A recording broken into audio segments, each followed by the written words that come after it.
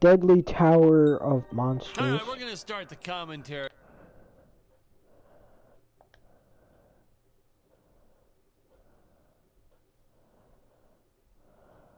Oh, loading, okay.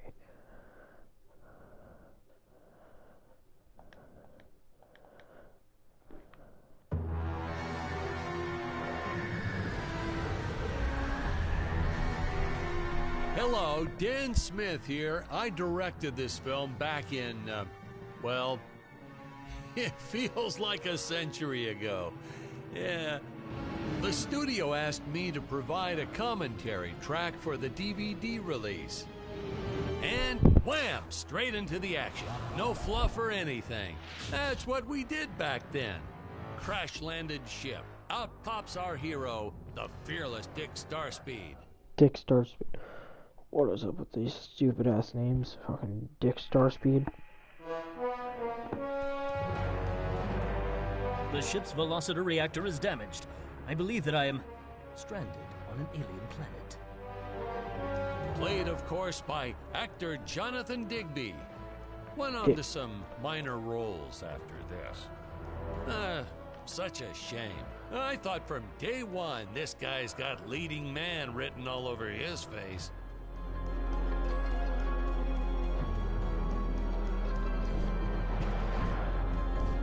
Oh, it shows a jungle one.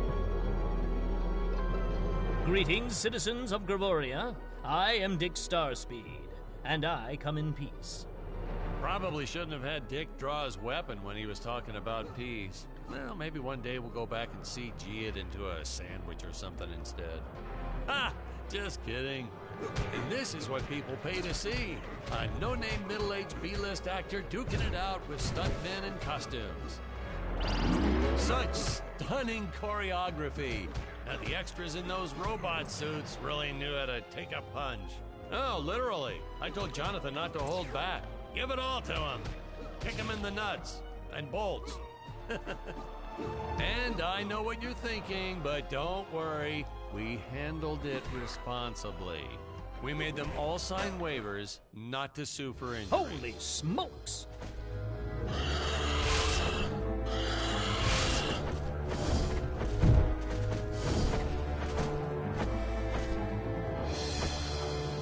If I land squarely on that grain silo, I should survive this fall unscathed. I shouldn't say this now, but you could actually see the strings if you squinted hard enough.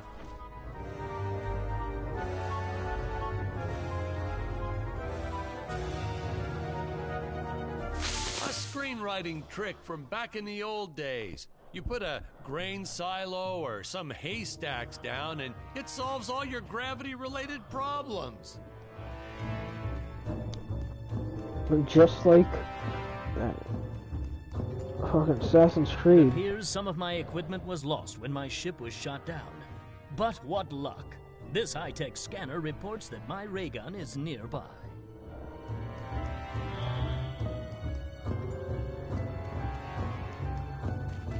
Oh, the dinosaurs! You just don't see quality stop motion like this anymore, do you? Someone actually sat there and moved them, frame by frame. Today, it'd be done with computers, but where's the artistry in that?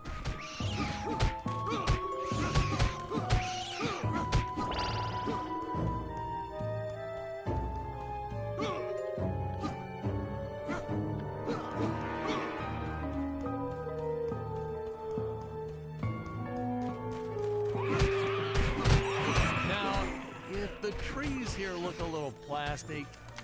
Well, it's because they are. I took them from the set of my last film, Vampire Stop Island it, 2. cat.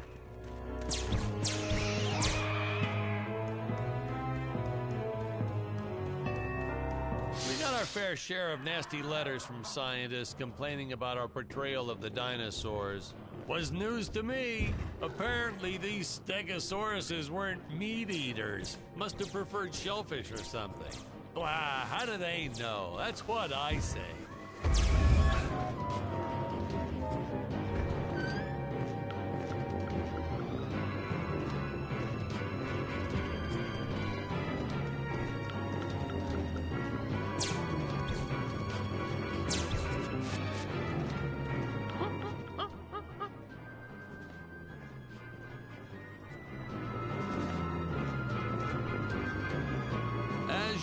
battle, the local population is defenseless. That's where our hero steps in and saves the day.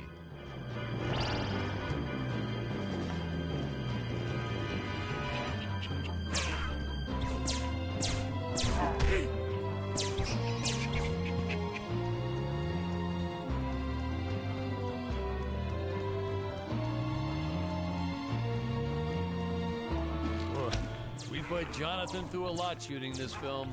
He wasn't the best actor, especially when reacting to getting hit.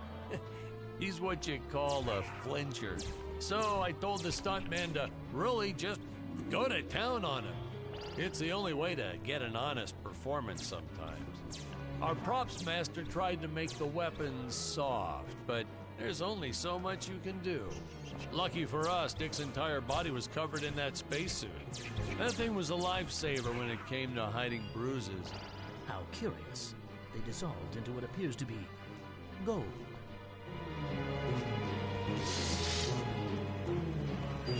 You'll notice the gold disappears when Dick touches it. We had a deleted scene that explained he's actually teleporting it back to his ship. It's funny, no one ever questioned how Dick was able to walk around with an infinite amount of gold on him.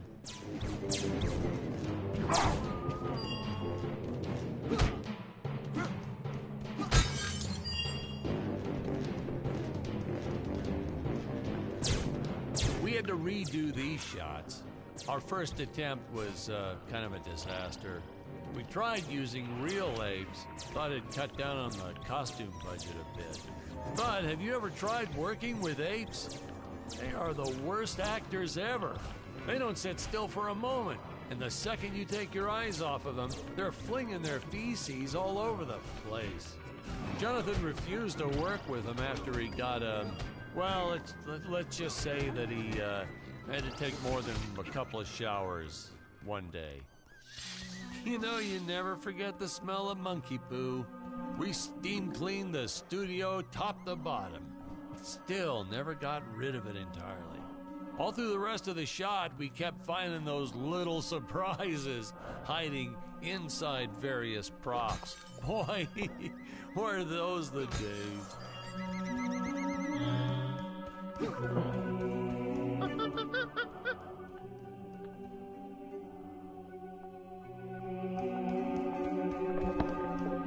I'm already not even liking any of these games that I got for free.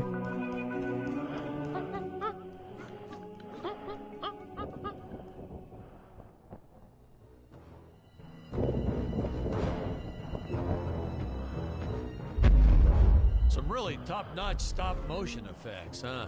Unfortunately, we skimped on the Dick Starspeed puppet a little. The Earthman is not for you to eat, fiend!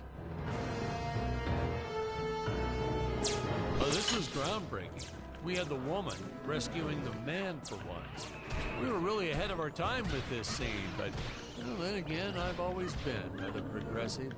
The studio execs didn't seem to get why it was such a big deal, though.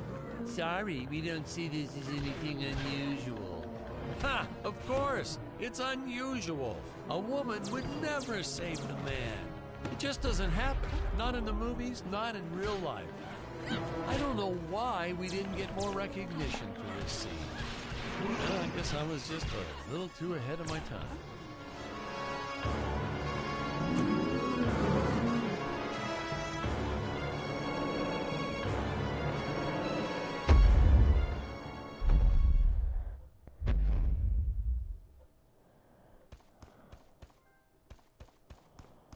Thank you for saving me, strange woman. What is your name? I am the magnificent Scarlet Nova. Do not question my motives. Just be happy that you are still alive. I must speak with my father at once. I shall teleport to his chambers.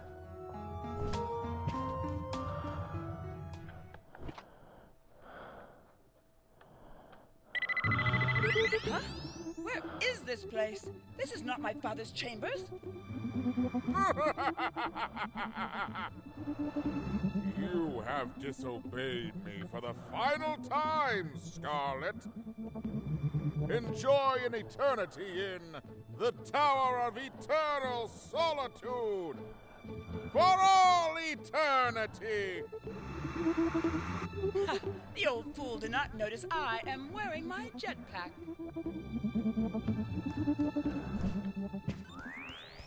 Booster usage. Jump. Wait. Wait. Use booster. Survive deadly fall.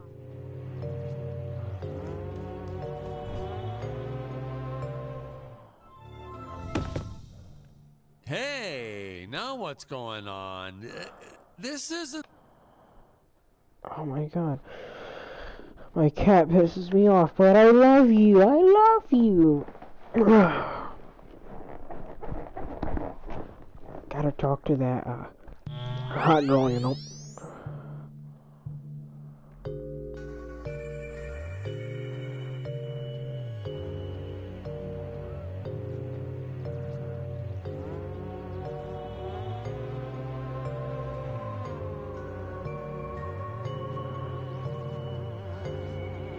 I was trying to push a new style of filmmaking. Have the hero do absolutely nothing from time to time.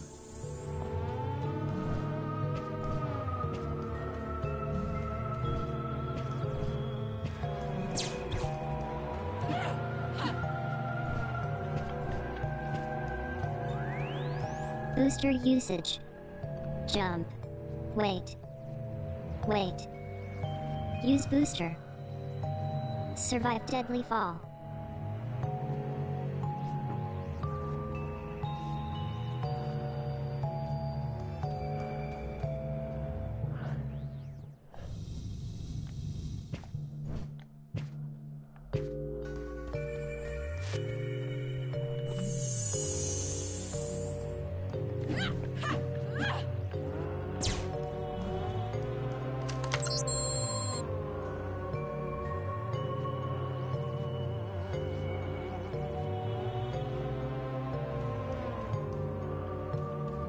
Scarlet didn't quite realize she needed to shoot those energy orbs down below.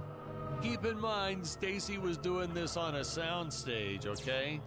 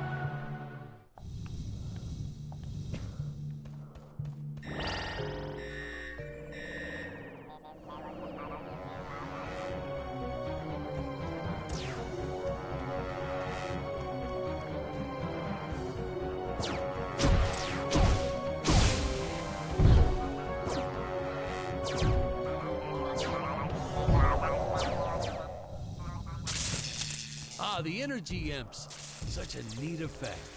We had to paint each movement frame by frame and superimpose it into live footage. We were pulling all-nighters for weeks. Well, when I said we, I meant the artists. I'm pretty much useless if I don't get a solid 10 hours a night. But they were at it forever. They had to redo it all because I accidentally told them red instead of blue the first time. Artists.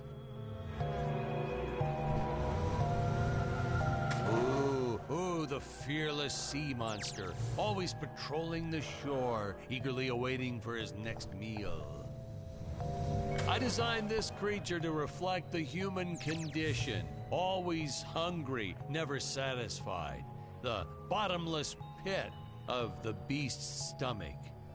I don't know, you say stuff like that in interviews and your film always wins awards.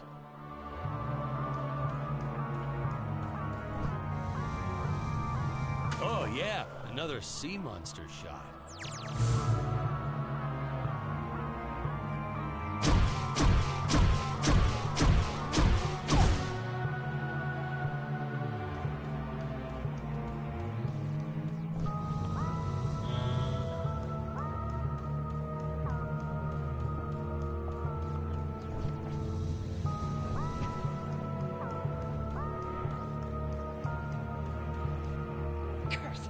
My father revoked my access to the teleport terminals. I shall only be able to utilize the ones I activate manually.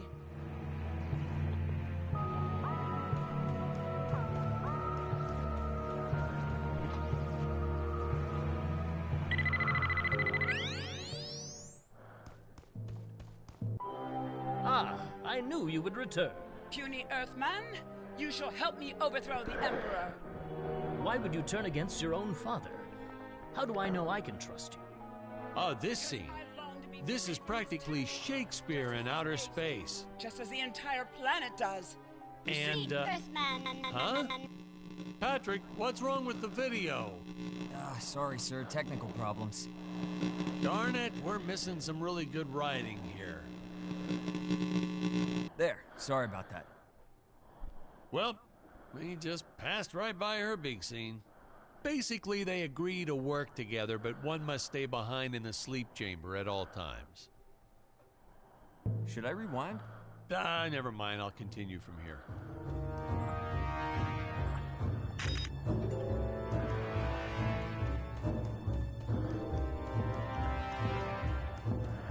Right from the start, our budget was a little tight, even by standards back then. To make do, Tony shot a couple scenes in black and white. Originally, he intended to use it for flashbacks. But then I had to break it to him. Our film doesn't have flashbacks. We almost made it a silent film just to cut costs.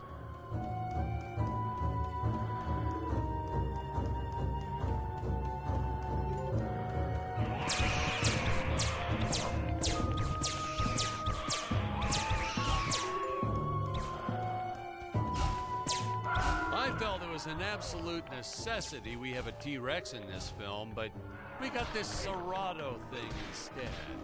Of course, I went through the whole production thinking it was a T-Rex because, really, who can tell the difference anyway?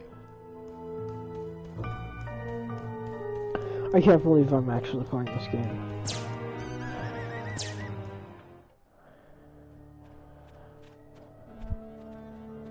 It would appear that now is the time for us to climb the deadly Tower of Monsters.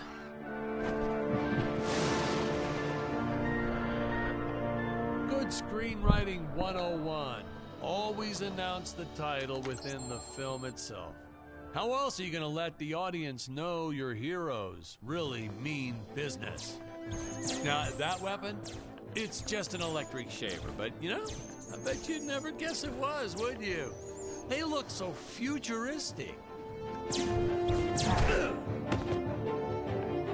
Oh, stand up, stand up.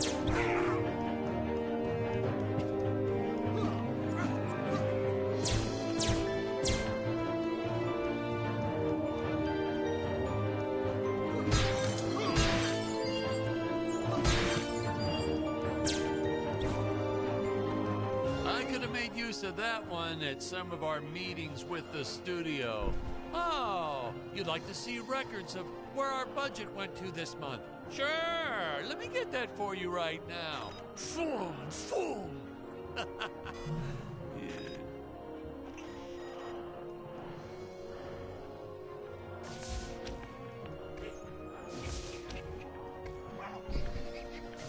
Unfortunately, those meetings ended in a much different way.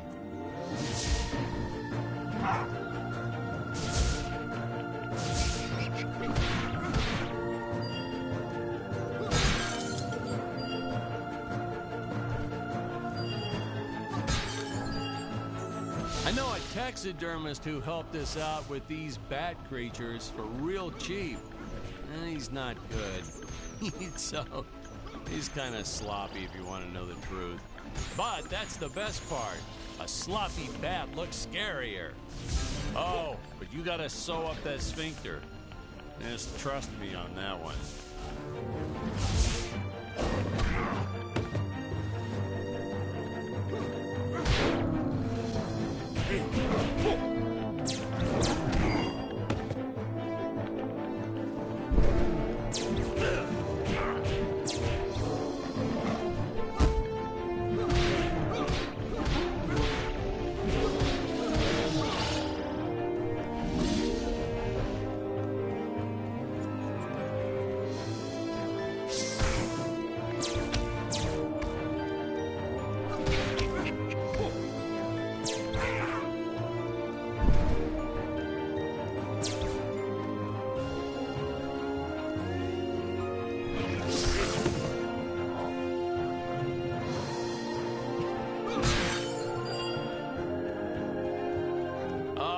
Squids. Some board member had these nephews who really wanted to be in the films. They made me cast them as squids.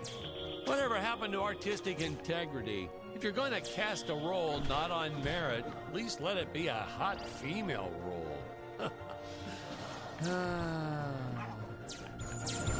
My effects team kept assuring me the strings wouldn't be visible in the final cut. But I could see them. No transparent nylon.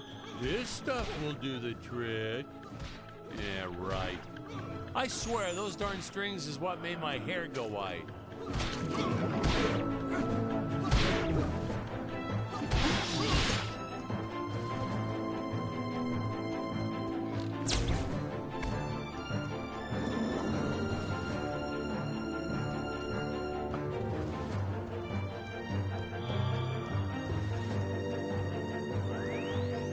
Teleport usage. Jump. While in the air, use teleport. Quickly return to upper floor.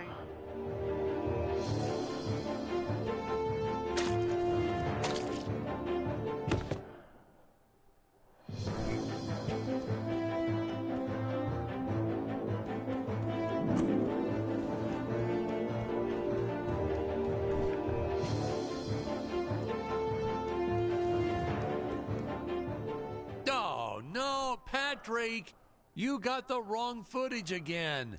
That character's not supposed to die in this scene. I'm already hating this game.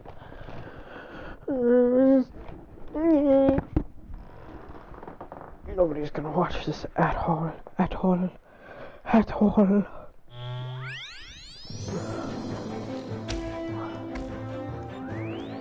Air teleport usage. Jump. While in the air, use teleport. Quickly return to upper floor.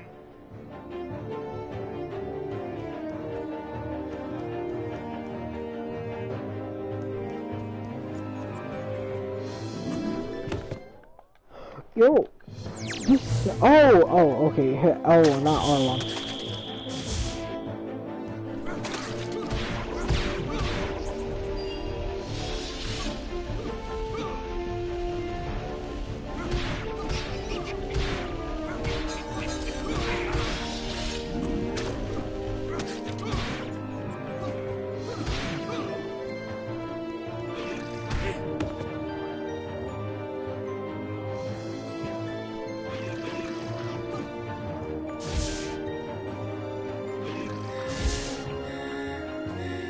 You don't want to miss a single minute of this scene. The nuclear ants. Hey, we need to remind the audience our heroes are climbing a tower. So I needed something that would stick to walls. Originally, we had these web-footed what-have-yous. Not very scary.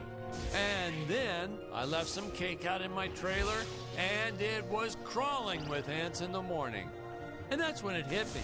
What is the most obnoxious thing in the world?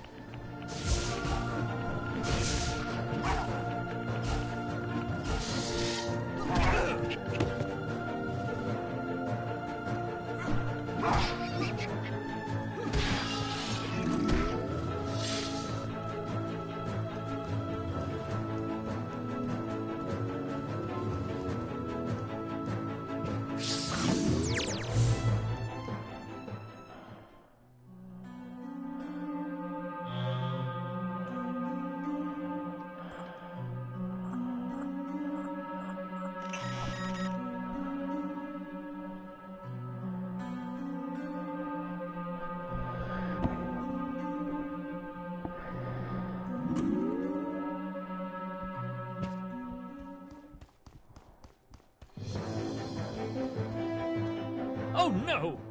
This head belonged to my co-pilot robot. He was the most loyal companion in the galaxy. Dick. Malfunction. Dick. Malfunction. These Gravorians will pay dearly for this, my friend. Now, what's a space adventure film without a trusty robot sidekick, huh? Am I right? In the original draft, we had Dick and Scarlet team up with an alien from the planet's surface. You know the type, pointy ears, wise and emotionless. But then we came to our senses and realized that a giant tin can robot's way cooler. Besides, everybody was doing the alien thing back then. You know me, I'd rather be a trailblazer.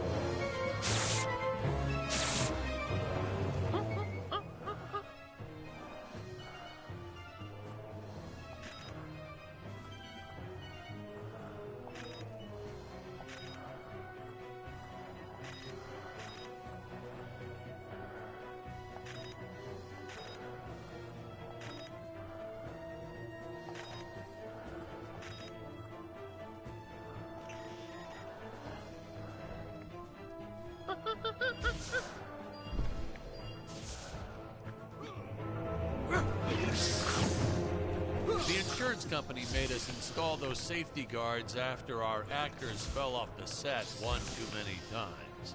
Granted, they kept falling off even with the rails, but thanks to how the contract was laid out, we were no longer liable for their injuries.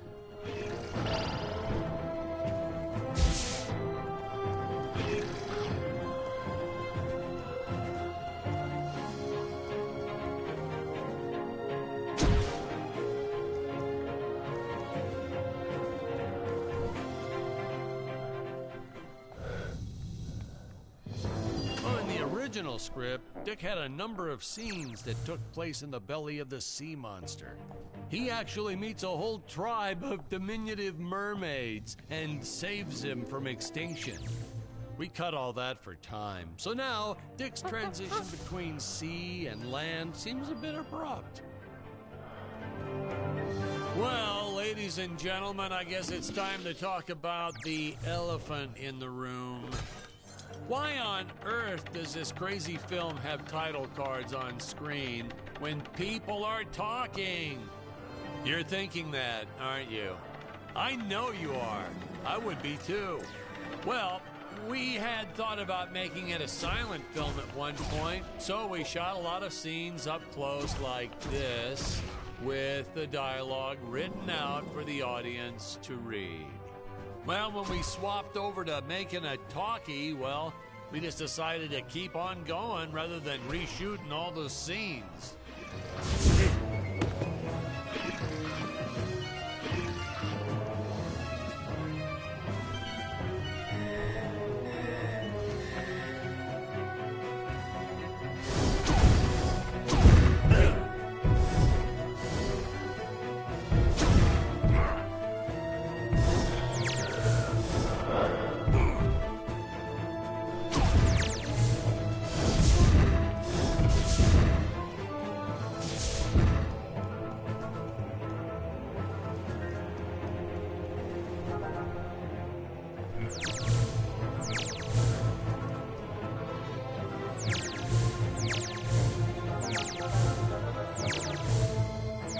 I'm really just loving this right now.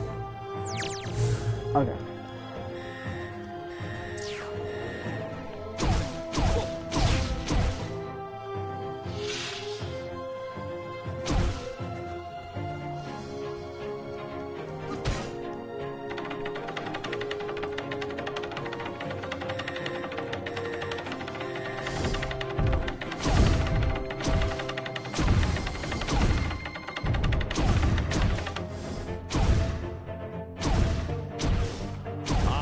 Best part about being in showbiz, craft services. It's like never-ending supply of free food all day long. I never had to pay for a single meal. Hey Patrick, I notice you guys don't do that here in your studio. You should talk to your boss.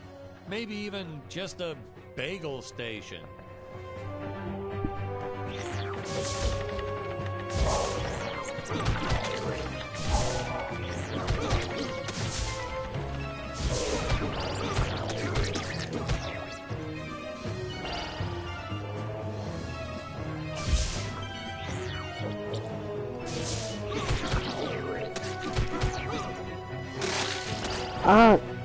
Okay, so I thought I died right there.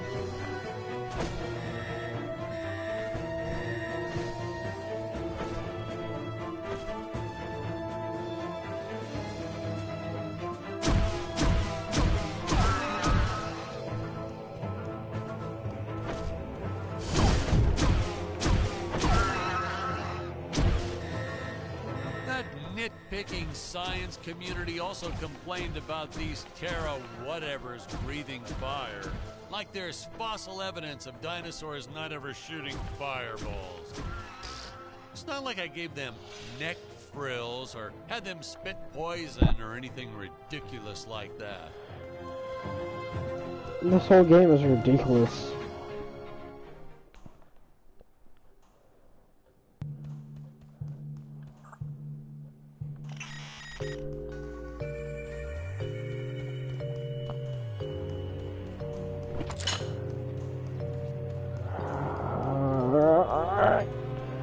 Kill me now!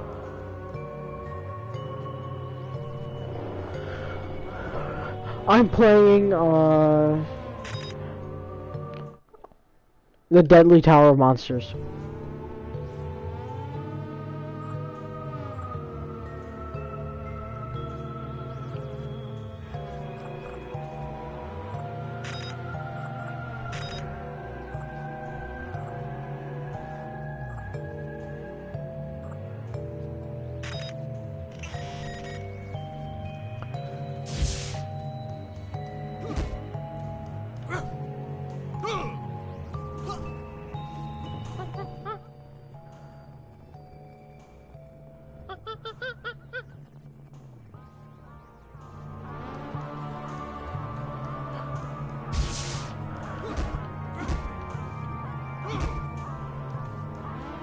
As luck would have it, the next lot to ours was filming some horror movie set in Transylvania. So we signed a soft contract with them to use their set after they wrapped for the day. And by that, I mean we kind of snuck in and filmed it real quick when no one was looking. I had my assistant Phyllis keep a lookout for the security guard.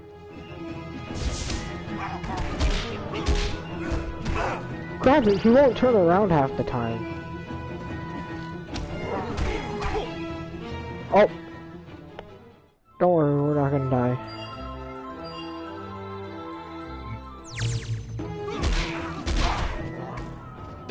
No, another fake scene. Another fake scene. Maybe we can splice all...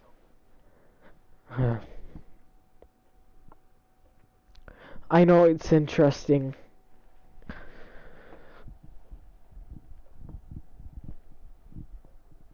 Oh. Of course you get, like, at the 35-minute start. It's like, I don't like my videos going over half an hour periods of time.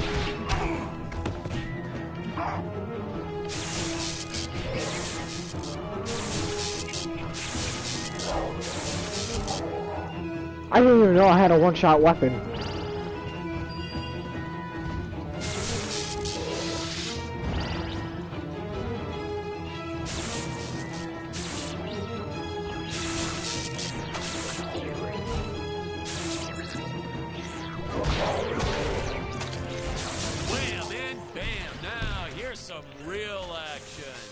Nothing like an adrenaline boost to get our hero to really start wailing on those monsters. We were unsure how to represent a surge of adrenaline at Boy, you don't first, have but any life. I think we You don't have nailed it. any life. Yep, You have no definitely life. nailed it.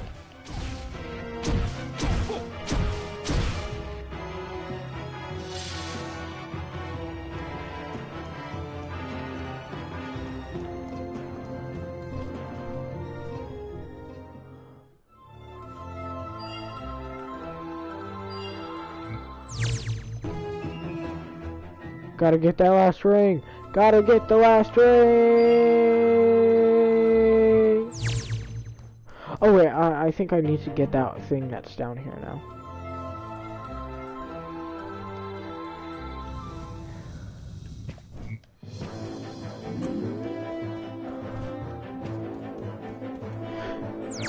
Goodbye. No, I fell too far.